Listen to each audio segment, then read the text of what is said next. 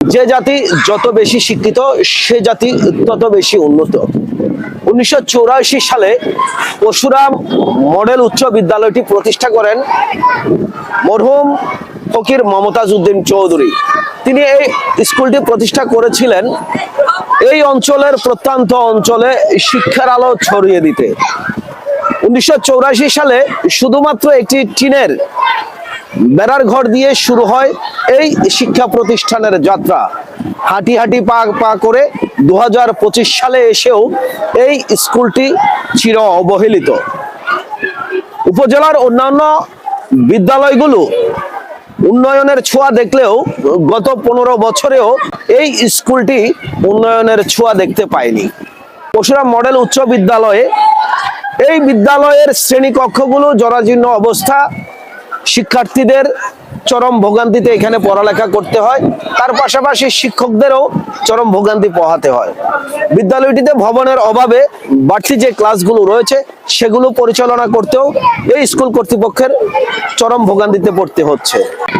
শিক্ষার্থীরা আমাদেরকে যেটি জানিয়েছেন, তাদের যে শ্রেণীকক্ষ রয়েছে সেই শ্রেণীকক্ষগুলোতে বৃষ্টির পানিতে বর্ষা মৌসুমে ভিজতে হয়, অনেক সময় ক্লাস বন্ধ থাকে। এই অঞ্চলে কিন্তু শিক্ষার আলো ছড়িয়ে দিতে ব্যাপক ভূমিকা পালন করছে। অত্যন্ত সুনামের সহিত শিক্ষা কার্যক্রম পরিচালনা করা হচ্ছে এই বিদ্যালয়টিতে। বিদ্যালয়টি উন্নয়নের জন্য যথাযথ কর্তৃপক্ষের দৃষ্টি আকর্ষণ করেছেন। এই বিদ্যালয়ের বর্তমান সভাপতি পরশুরাম পৌরসভার সাবেক মেয়র আবু তালেব আমাদেরকে যেটি জানিয়েছেন। যে অসংখ্য ধন্যবাদ আপনাদেরকে। আজকে এই যে পরশুরাম মডেল উচ্চ বিদ্যালয় অনেক বছর ধরে এই বিদ্যালয়ে, এটা আমাদের এখানকার তৎকালীন শিক্ষা অনুরাগী সমাজসেবক মরহুম ফকির মমতাজ উদ্দিন চৌধুরী সাহেব এই বিদ্যালয় প্রতিষ্ঠা করেছে এবং ওনার অক্লান্ত পরিশ্রমের মাধ্যমে এই বিদ্যালয় প্রতিষ্ঠিত হয়ে এখানে উনি পাঠদানও করেছেন শিক্ষক হিসেবে এবং এই বিদ্যালয় দীর্ঘদিন ধরে পথ পরিক্রমা ফেরিয়ে আজকে অবস্থানে এসেছে। তো এখানে সামাজিক যোগাযোগ মাধ্যমে এই বিদ্যালয় সম্পর্কে কিছু নেতিবাচক এবং অপপ্রচার এখানে করা হয়েছে, কিছু নেতিবাচক সংবাদ প্রচার করা হয়েছে, যা অত্যন্ত দুঃখজনক।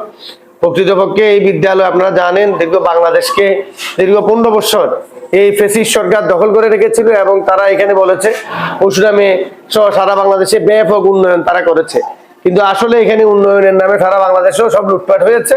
পরশুরামও তার বাইরে নয়, পরশুরামও উন্নয়নের নামে দুর্নীতি এবং লুটপাট করেছে। এখানে এই বিদ্যালয়ে আমরা এসে, আপনারা জানেন আমি গত 2 মাস আগে এখানে সভাপতি হিসেবে আপনার দায়িত্ব আমি গ্রহণ করেছি এবং সভাপতি হিসেবে দায়িত্ব গ্রহণ করে এখনো আমি কার্যক্রমই শুরু করতে পারিনি। তো এখনই শুরু হয়েছে। আপনার 2 মাসের মধ্যে স্কুল ম্যানেজিং কমিটির কাছে এমন কোনো জাদুর চেরাগ নেই যে 2 মাস বা 6 মাসের মধ্যে আমরা অবকাঠামোগত এবং একাডেমিক একটা বৈপ্লবিক পরিবর্তন আমরা করতে পারবো।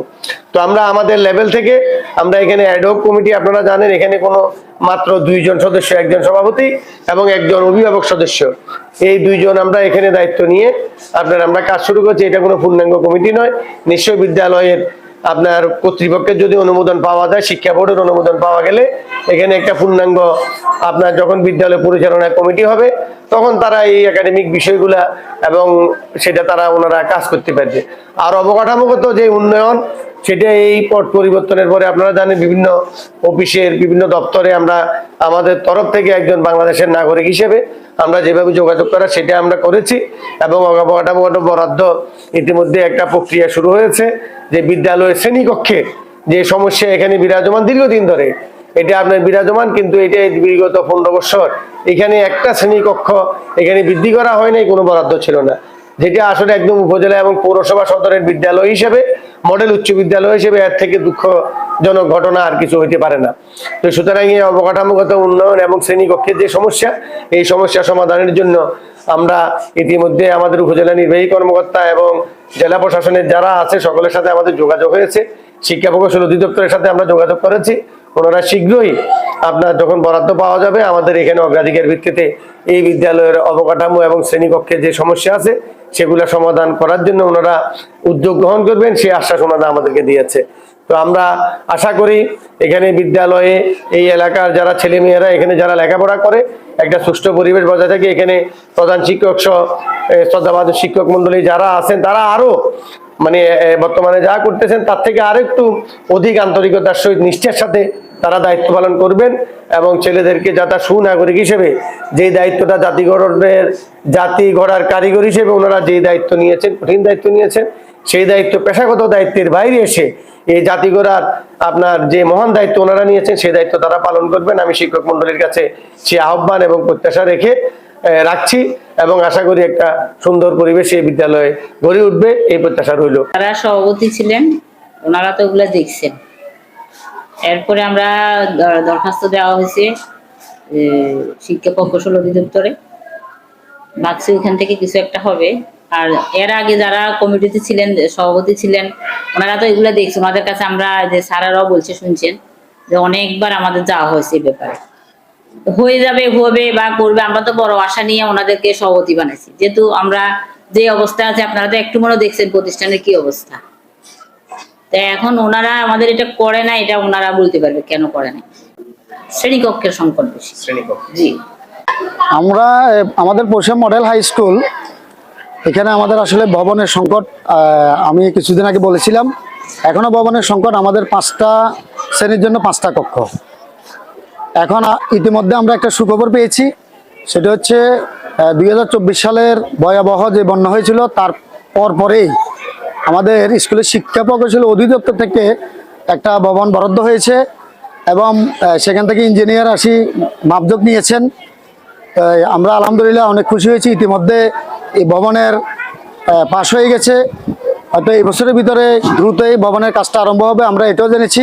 এবং এইটার পিছনে সবচেয়ে বড় ভূমিকা যার, ইনি হচ্ছে আমাদের পরিশ্রমের ইউনো মহোদয় স্যার, এবং ওনার সাথে রয়েছে বৈষম্য বিরোধী ছাত্র আন্দোলনের এই পরিশ্রম শাখার অনেকেই। আমি আমাদের এই বিদ্যালয়ের পক্ষ থেকে, প্রধান শিক্ষকের পক্ষ থেকে, অত্র প্রতিষ্ঠানের সকল শিক্ষার্থী, অভিভাবক এবং অত্র প্রতিষ্ঠানের সম্মানিত নবনির্বাচিত সভাপতির পক্ষ থেকে আমি ইউনো মহোদয় এবং সংশ্লিষ্ট যারা আমাদের এই ভবনটির জন্য কাজ করে যাচ্ছেন এবং যাদের মাধ্যমে আমরা এই ভবনটি পেয়েছি, সকলকে অন্তঃস্থল থেকে অশেষ ধন্যবাদ জানাচ্ছি। শুধু বিদ্যালয়ের ভবনের অভাবেই ভালো করে পড়ালেখা করতে পারছে না, তাদের একটাই দাবি এই বিদ্যালয়ে একটি নতুন ভবন নির্মাণ করে যাতে এই মডেল স্কুলকে মডেলে রূপান্তরিত করা হয়।